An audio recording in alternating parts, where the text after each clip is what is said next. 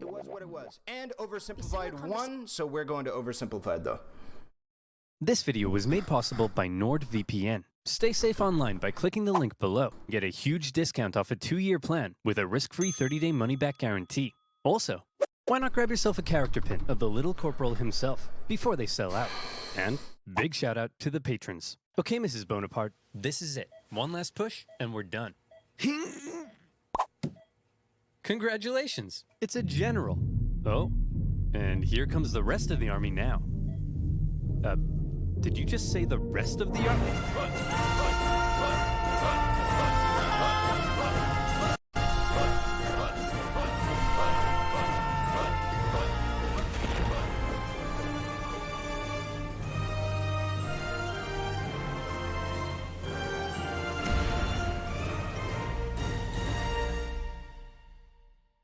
History is full of great conquerors, many with very impressive origin stories. What? For example, Alexander the Great was the son of a king. Julius Caesar came from an aristocratic family that descended from a goddess. Great conquerors don't usually come from relatively insignificant families living on impoverished islands. But as it just so happens, that is where our story begins.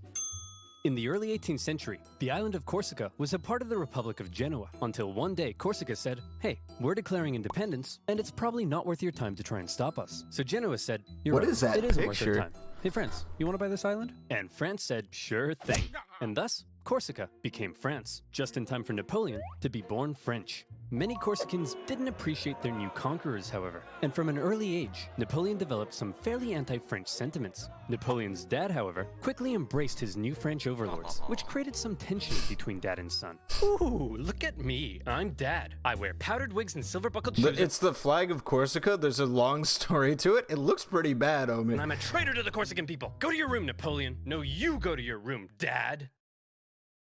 Okay. On the other hand, Napoleon adored his mother, who was definitely the disciplinarian of the family. And even though she would punish Napoleon severely, he kind of respected that. But Napoleon's parents wanted the best for their family. And since they were a very minor nobility, they were able to have Napoleon sent off to the shining lights and rat-infested sewage puddles of the big city. Napoleon went to military school in France. Okay, Napoleon, why don't you introduce yourself to your new classmates? Well, I'm Napoleon, and I hate all of you. Your farts smell like cheese, you can't pronounce the letter R, all you do is go on strike, and you call eggs oofs like a bunch of big dumb idiot dingleberries. Okay. Thanks, Napoleon. I hope you like being bullied. And bullied he was.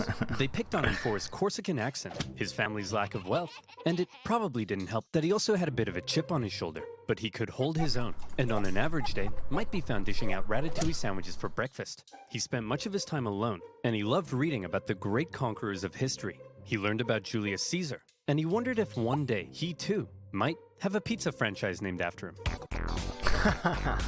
Oh, no. He excelled at math and geography, and when he graduated at the age of 16, he was made second lieutenant in an artillery regiment. Now, second lieutenant might sound pretty sweet to a screw-up like you, but Napoleon had a little something called ambition. I'm not white. Stonks of it. And he wasn't content being just some junior officer. He wanted to rise the ranks. Unfortunately for him, that would be a little difficult. Well, Napoleon, I've reviewed your application. It's clear you're very skilled and would be a perfect fit for the promotion. And Simeon, you're just about the biggest idiot I've ever seen. Your test results suggest you have the mental aptitude of a senile earthworm, and in the part of the form where you list your experience, you seem to have drawn a picture of a gerbil giving birth to a shoe. But your dad is the Marquis de la Fufayette, so you get the job. French society was just too closed off. Positions were handed out based on nobility, not talent. And the young Napoleon probably felt stuck.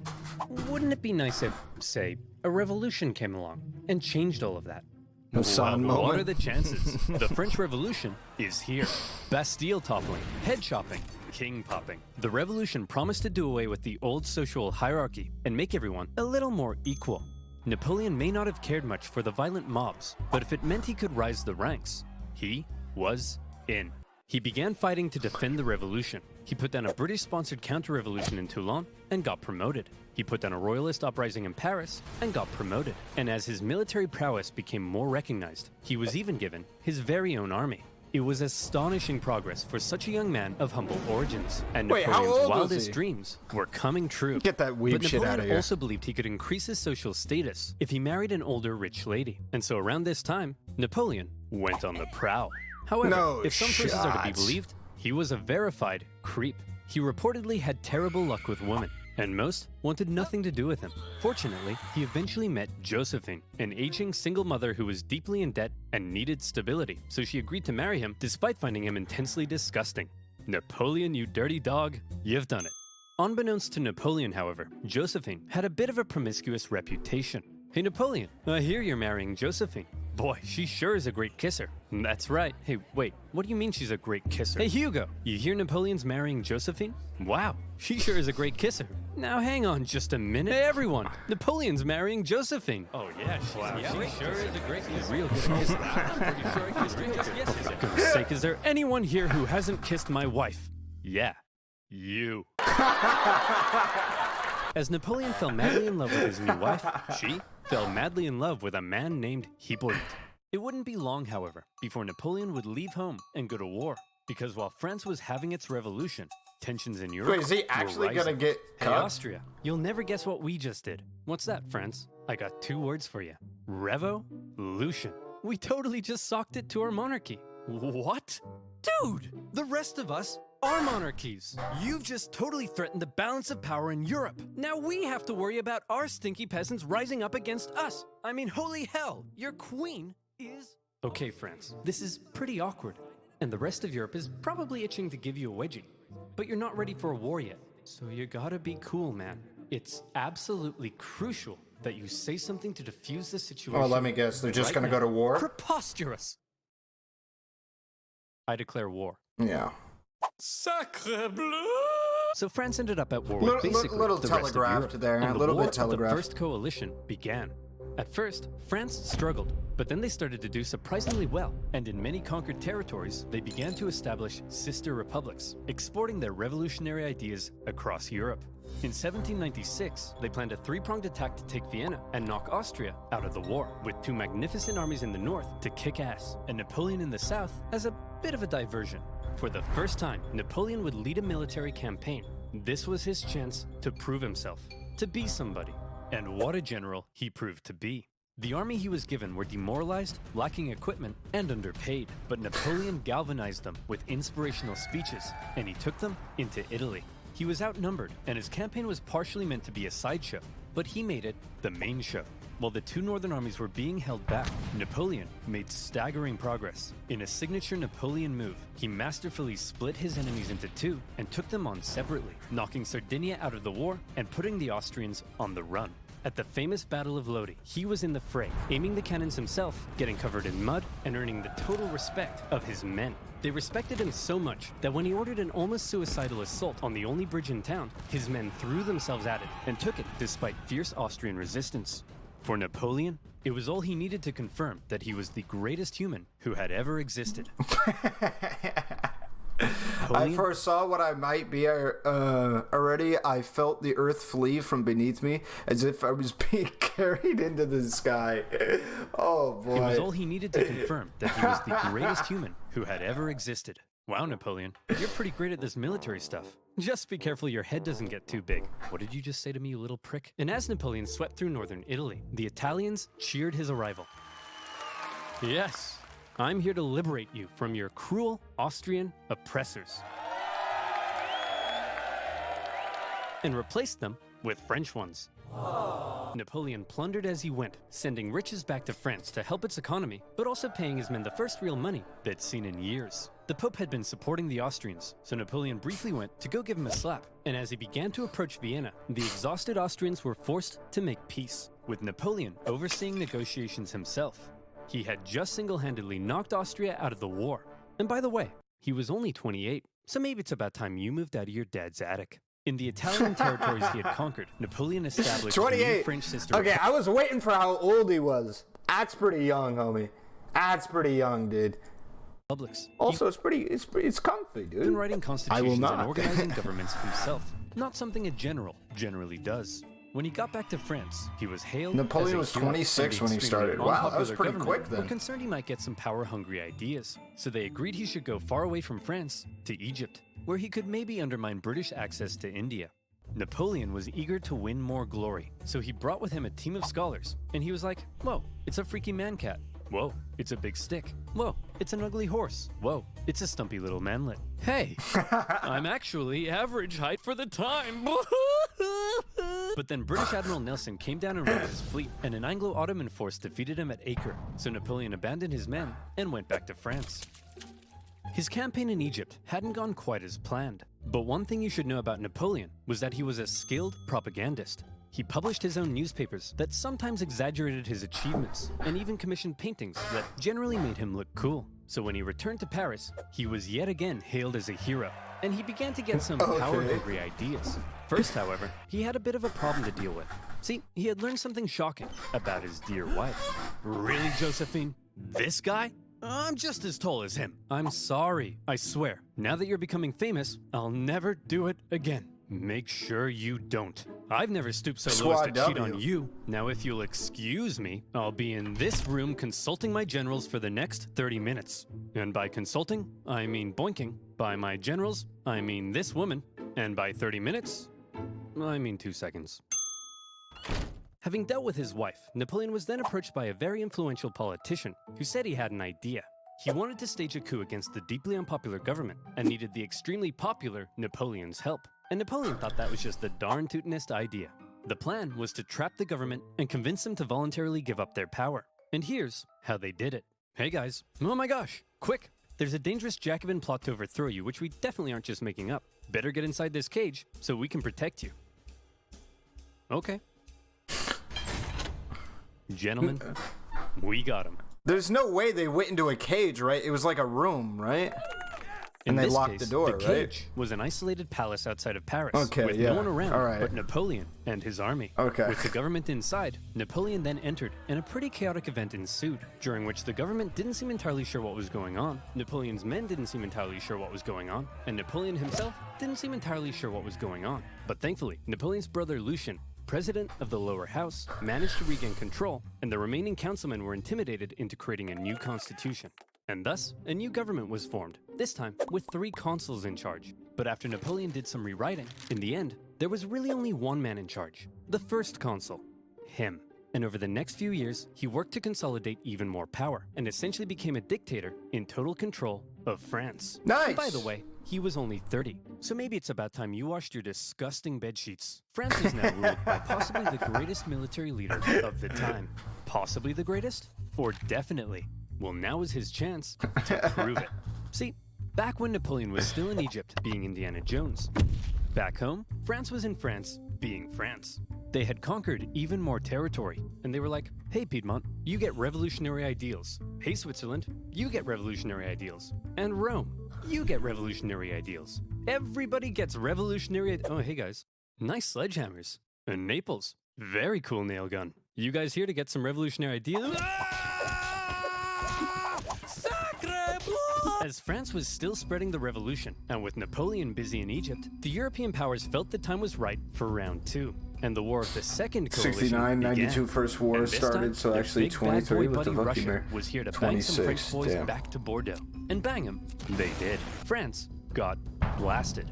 But then Russia pulled out after stalling in Switzerland, and now that Napoleon was in charge of the country, he was ready to start blasting right back. He took command of the Army of the Reserve, and he brought the fight to the Austrians. Now, there are many traits that made Napoleon a great military leader. I already mentioned one of them, how he was one of the boys and commanded the total loyalty of his men. But now we see a second reason, the element of surprise. In 1800, Napoleon moved to Geneva, and it looked like he was probably going to take on the Austrian forces in Germany. There's no way he'd be crazy enough to move his entire army south through the Alps as a surprise attack on the Austrians besieging Genoa. Oh, Napoleon's moving his entire army south through the Alps as a surprise attack on the Austrians besieging Genoa.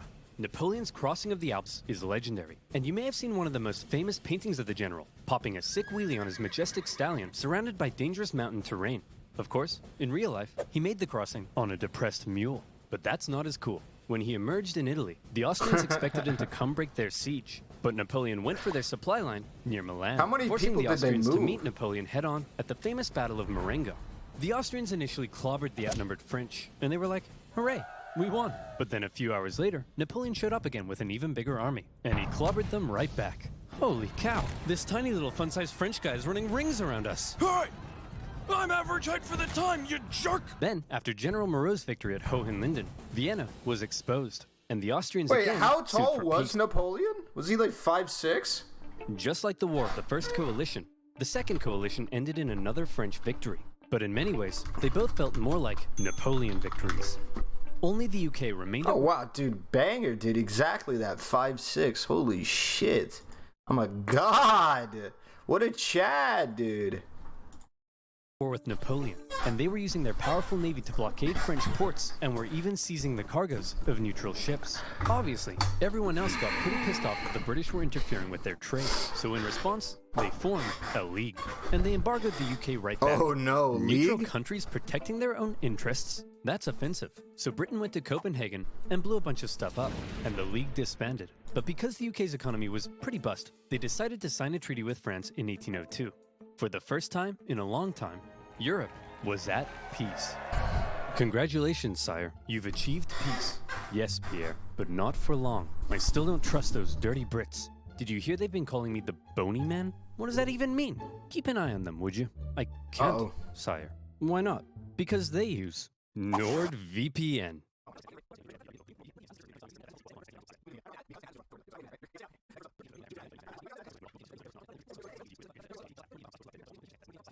So thank you. Now where were we? Oh yeah. Crossing the Alps, defeating the Austrians, and Europe at peace. What a meteoric rise it had been for the young Corsican. He had just taken charge of a nation that appeared to be losing a war and turned it all around, securing French Bano, gains thank you for in gifting a Europe. sub. But there was Didn't get now a the big ad. question. You see, throughout the chaotic French Revolution, French governments had struggled to keep the economy afloat. They often didn't have a whole lot of support, and they frequently came and went. Would Napoleon finally be the man who could stick around? Military victories were one thing, but could the general also govern? Spoiler alert. Yes. The economy's crumbling? Well then why don't you have yourself a new national bank, currency reform, and improved taxation and welfare systems? I The would've legal said system no. is an incoherent mess? Well then why don't we nicely wrap all those civil laws up into one new centralized legal code? Corrupt government officials? Throw them in the trash. Bad infrastructure? Throw it in the trash. Women's rights? Throw them in the trash. Wait, really? Well, yeah, unfortunately, while Napoleon was building on the equality of the revolution, he also largely scaled back rights for certain groups, and husbands had full legal control over their wives. But come on, Oh, ladies, no. maybe let men have a slice of the pie for once, okay? Napoleon further reformed education, ensuring a system based on individual ability, meaning now Simeon had to compete with everyone else, and Napoleon could get the cream of the crop to help him run the republic. But he wasn't just building on the ideas of the revolution. The revolution had led to a lot of chaos, and Napoleon needed stability. So he rolled back a couple things, most notably with religion.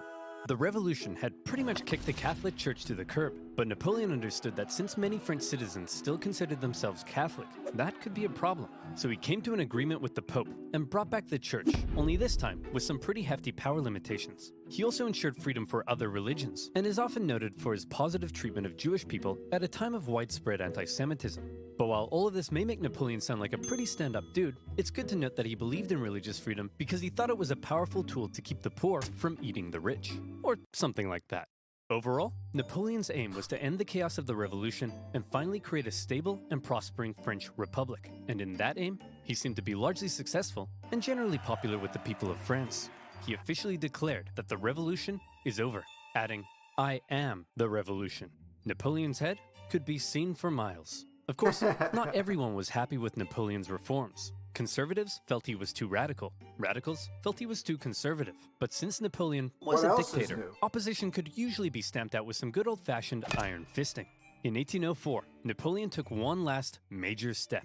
After some failed attempts were made to assassinate him, he wanted to strengthen his position and ensure his dynasty could live on after him. And so he decided being first consul for life simply wasn't quite enough. He decided he should become emperor. He held a vote, asking the French people if they were cool with the idea, and they returned a definitely not rigged 99.9% in favor. The ball's on this man. And so on the 2nd of December, 1804, in an elaborate ceremony at Notre Dame, Napoleon was made Moist emperor. mob, it's been The a Pope minute was even since invited that. to Good to attend, have you, though. and normally he would crown an emperor. But to make sure everyone knew this wasn't some Charlemagne-style circular power division, Napoleon lifted the crown and placed it on his own head. Like I said, the ball's on this man. He was now Emperor of the French. Well, Napoleon, you were a general, then you became first consul for life, and now you're an emperor. Is it enough yet? Is your ambition finally satisfied? I don't know, Pierre. What comes after emperor? I would say god, sire. You want to be a god? Yes. I'll put it down under maybe. Okay, everyone. What the hell is going on? This Corsican guy showed up out of nowhere, and he's kicking our ass. He's exporting the ideas of the French Revolution wherever he goes, and he just declared himself king of Italy and emperor. He can't do that. I'm the emperor. Oh, hey, fellow monarchs. I see you're having a monarch party. My invite must have got lost in the mail. I'll just set up a spot right here. Wow. You don't belong here, Napoleon. We're coming to take you Democracy. down. I'd like to see you try. Whoa, I'm so scared I just pooed my pants. Hey, everyone, I just pooed my pants.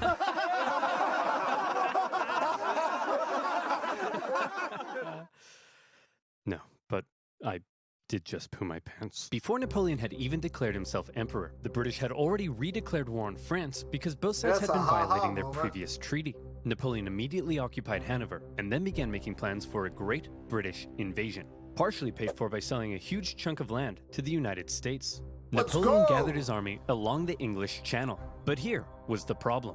While Napoleon's powerful army would almost certainly obliterate the British on land, there was very little chance he'd actually make it across the Channel, because Britannia ruled the waves. This power dynamic would keep the two traditional enemies from engaging in much real direct combat throughout the Napoleonic Wars. However, the British had something else up their sleeve: copious amounts of money. They were willing to throw cash at anyone who would go to war against Napoleon, and there were plenty of takers. Austria, Russia, Naples, and Sweden, hoping to put Napoleon's France back in its place, formed the Third Coalition against France. The coalition forces probably thought that this time they stood a chance. They weren't prepared for the total humiliation they were about to suffer.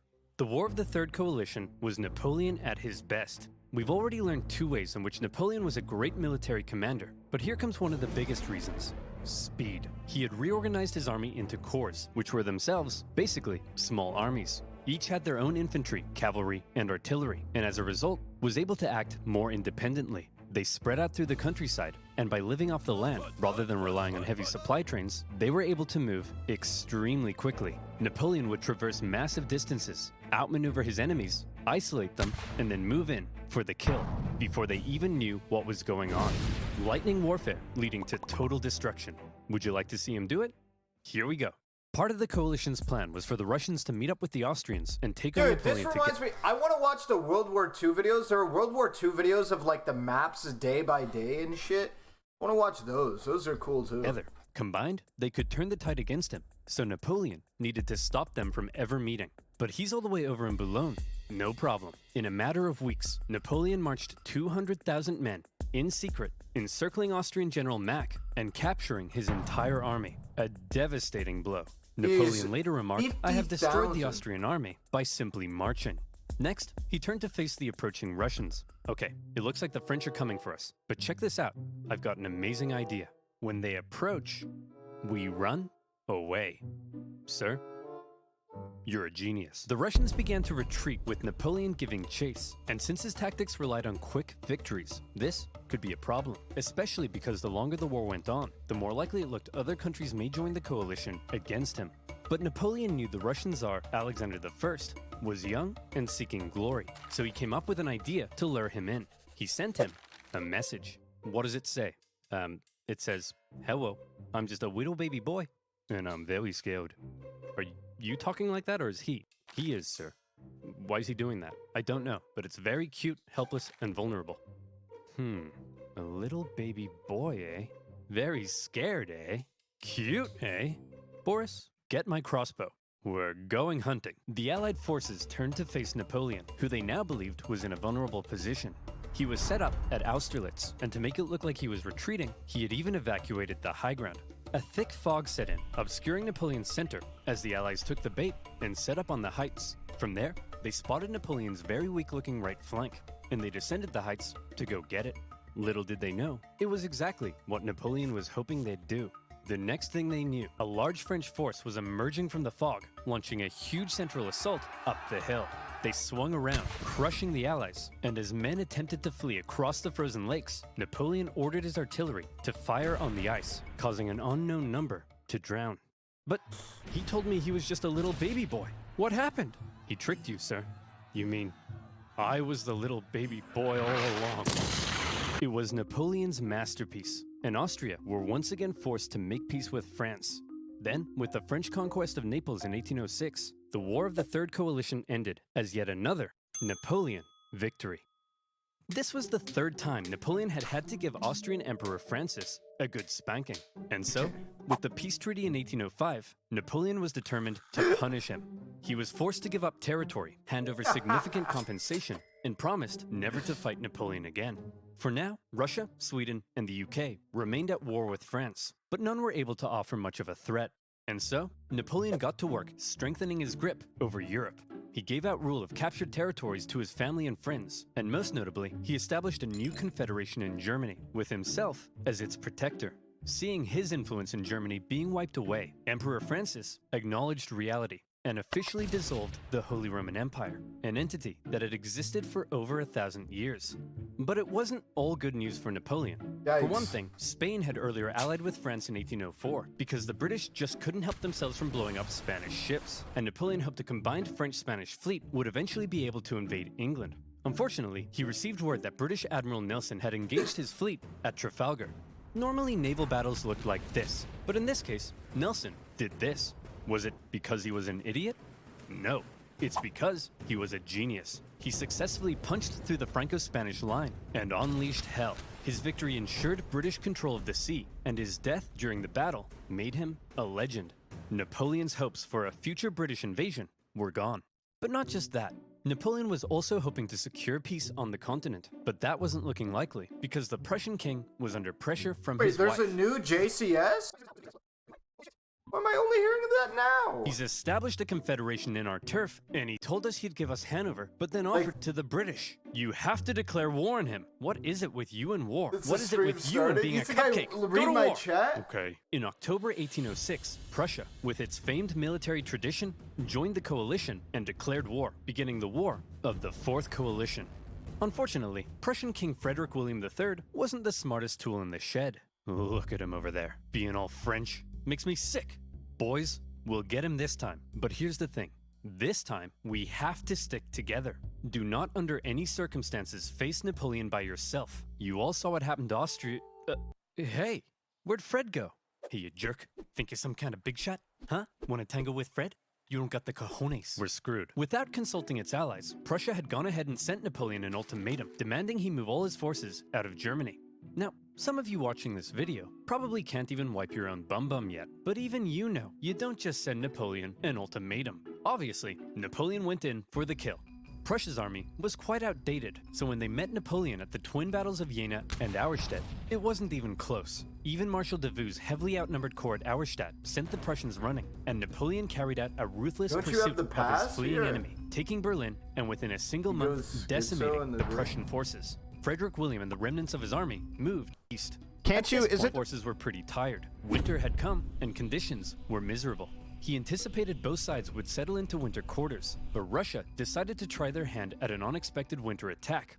A series of brutal battles followed that took a heavy toll on both sides, including the vicious Battle of Eylau, fought in blizzard conditions. Men froze to death, and many deserted. The Russian artillery tore the French to shreds, and Napoleon himself was momentarily under risk of being captured. In the end, the French army was saved thanks to a legendary cavalry charge by Napoleon's flamboyant cavalry commander, Murat. After the horror inflicted on both sides, they decided it might be a good idea not to do any more fighting until after winter. Then, after winter came, and the fighting continued. The Russians were pushed back to Friedland, where Russian General Bennigsen made a bit of a blunder by positioning himself with the Aller River to his back. The French artillery were able to pin the Russians between the river and their concentrated gunfire, a major element in Napoleon's fighting style, and many Russians drowned as they tried to escape. War of the Fourth Coalition. Victory, Napoleon.